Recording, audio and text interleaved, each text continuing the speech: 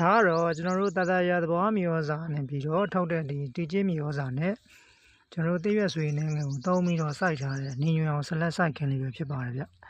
ဆက်လက်ပေါင်သေးသေးလေးပါပဲနေညွန်အောင်လေးဆိုတာတစ်မျိုးလာတယ်နော်ပုံမှန်မြင်နေကြအစိမ်းလေးတွေမြင်နေကြဆိုနေညိုလေးမြင်ရတာတစ်မျိုးလေးလာတယ်ကျွန်တော်ဒီ chemical တွေများလာတဲ့ခေတ်ကြီးမှာလူတိုင်းအလွယ် chemical ဆေးတွေသုံးပြီးတော့စိုက်ကြတယ်ဗျတဘောကနေလန်စီဝနေလန်လေးနဲ့အိမ်မှာတနိုင်တစ်ပိုင်းစိုက်ရှင်လို့ရှိရင်ပန်းဝလေးနဲ့စစိုက်လို့ရပါတယ်ဓာတ်ရုဆေးသုံးတဲ့အသီးအနှံတွေပဲများတယ်အခုခေတ်ကလေဒါတော့ဆက်လက်အစိမ်းလေးတွေပါဗျဆက်လက်ရွက်လေးတွေတုပ်စားလို့ကောင်းတယ်မနေ့ကခူးပြီးသွားရင်မလို့ဒီနေ့တရက်တော့မခူးသေးဘူးဗျဒီဆက်လက်တွေကတချို့ပင်လေးတွေကိုမျိုးစေ့ရအောင်ထားမယ်ဗျတချို့ပင်လေးတွေကိုတော့